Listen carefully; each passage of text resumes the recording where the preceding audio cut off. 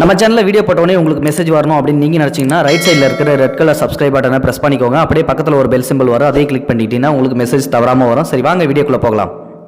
அந்த சாலை வழியாக போன பொதுமக்கள் அனைவரும் சந்தோஷமாக அந்த காட்சியை பார்த்து கொண்டே போனார்கள்.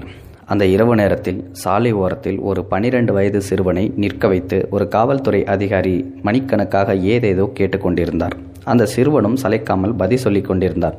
சில சமயங்களில் அந்த சிறுவன் ஏதோ கேட்க அந்த போலீஸ் அதிகாரிக்கு அவனுக்கு பொறுமையுடன் பதில் சொல்லி கொண்டிருந்தார்.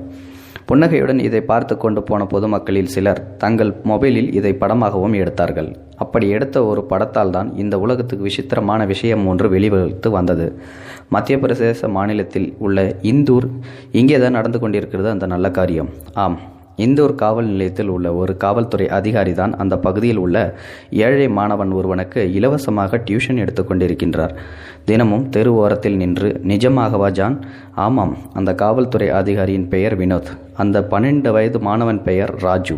எப்படி ஆரம்பமானது இந்த டியூஷன்? ஒரு ஊரடங்கு மாலையில் காவல்துறை அதிகாரி வினோத் வழக்கமான ரோந்து பணியில் இருக்கும்போதுதான் தற்செயலாக அந்த பையனை பார்த்தார். சாலை ஓரத்தில் சோகமான முகத்தோடு நின்று போலீஸ்காரர்களை பார்த்து கொண்டிருந்தான் ராஜு. அவனை அருகே அழைத்தார் வினோத். யார் தம்பி நீ? ராஜு தன் கதையை சொன்னான். அப்பா ரோட்டோரம் டிஃபன் கடை வைத்திருந்தாராம். ஊரடங்கால் கடை மூடப்பட்டு விட்டது. மிகவும் கஷ்டப்பட்ட குடும்பம். ஆனாலும் இந்த சிறுவனுக்கு படிப்பில் ஆர்வம் அதிகம். எதிர்காலத்தில் என்ன ஆக விரும்புகிறாய் ராஜு? உங்களைப் போல போலீஸாக. வினோத்துக்கு ஆச்சரியம். போலீஸாக ஆசையா? ஆமாம் சார். ஊரே அடங்கி ஒடுங்கி கிடக்கும் இந்த நேரத்திலும் நீங்கள் எல்லாரும் எவ்வளவு உற்சாகமாக வேலை செய்கிறீர்கள். எனக்கும் இதை போல சேவை செய்ய ஆசை. Very good. ஆனால் ஸ்கூல் எல்லாம் எப்போது திறக்கும் என தெரியல சார். ஏதாவது டியூஷனுக்கு போகலாமே தம்பி? இல்லை சார், அதற்கு ஃபீஸ். ஓ, கொஞ்ச நேரம் யோசித்தார் வினோத். ஒன்று செய்யலாம். என்ன சார்? நாளை இதே நேரம் இரவு 8 மணிக்கு இந்த இடத்திற்கு வந்துவிடு. அடுத்த நாளிலிருந்து ஆரம்பமானது அந்த இலவச டியூஷன். டியூட்டியை முடித்துவிட்டு வரும் வினோத் தினமும் அந்த பையனுக்கு டியூஷன் எடுக்க ஆரம்பித்தார். டியூஷனுக்கான இடம் காவல் நிலையத்திற்கு அந்த பையனை அழைத்துச் செல்ல அவர் விரும்பவில்லை. எனவே அவர் வசம் போலீஸ் ஜீப் இருந்ததால் ஏதாவது ஒரு தெருவிளக்கின் அடியில் அதை நிறுத்தி வைத்துவிட்டு ஜீப் பனட்டிலேயே வைத்து பாடம் நடத்துவார் வினோத்.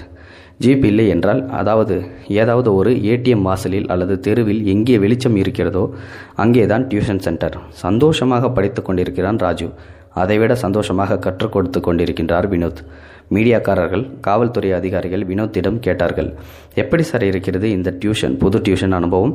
சித்தார்த் வினோத், ஏற்கனவே இதற்கு முன் அவர் பணிபுரிந்த ஊர்களில் எல்லாம் இதே போல பலருக்கும் டியூஷன் எடுத்திருக்கிறாராம். அவரிடம் படித்த சில மாணவர்கள் இப்போது காவல்துறையிலும் பணிக்கு சேர்ந்திருக்கிறார்களாம். மகிழ்ச்சி. நிச்சயமாக காவல்துறைக்கு பெருமை சேர்க்கும் ஒரு மனிதர் இந்த வினோத். காக்கி சட்டை என்றாலே கடுமை என்று சிலர் நினைக்க வைக்கிறார்கள். ஆனால் கடவுள் சிலர் கூட வேலைகளிலும் காக்கி சட்டை அணிந்து வரலாம் என வினோத் போல இருக்கும் சிலர் நினைக்க வைக்கின்றார்கள். கடவுளுக்கு சமமான வினோத்தை நாம் பாராட்டியே ஆக வேண்டும். இந்த கதையிலிருந்து உங்களுக்கு என்ன தெரிஞ்சுக்கிச்சு? உண்மையிலுமே இப்படி ஒரு அற்புதமான மனிதர் இருப்பாரா என்னன்னு சொல்லிட்டு நம்மளுக்கே நம்புற மாதிரியே அவனுக்கு தோணல. பட் இது ரியலாகவே நடந்த ஒரு விஷயம் மத்திய பிரதேசத்தில். ஸோ இதே மாதிரி நம்ம தமிழக காவல்துறையிலும் ஒரு சிலர் அதிகாரிகள் இருக்க தான் செய்கிறாங்க. அவங்களுக்கும் நம்மளோட பாராட்டை தெரிவிச்சே ஆகணும். நன்றி. இது போன்ற செய்திகளை உடனுக்குடன் நீங்கள் தெரிந்து கொள்ள மறக்காமல் எங்களுடைய சேனலை சப்ஸ்கிரைப் செய்யவும், கூடவே பக்கத்தில் வரும் பெல் ஐக்கானையும் கிளிக் செய்யவும்.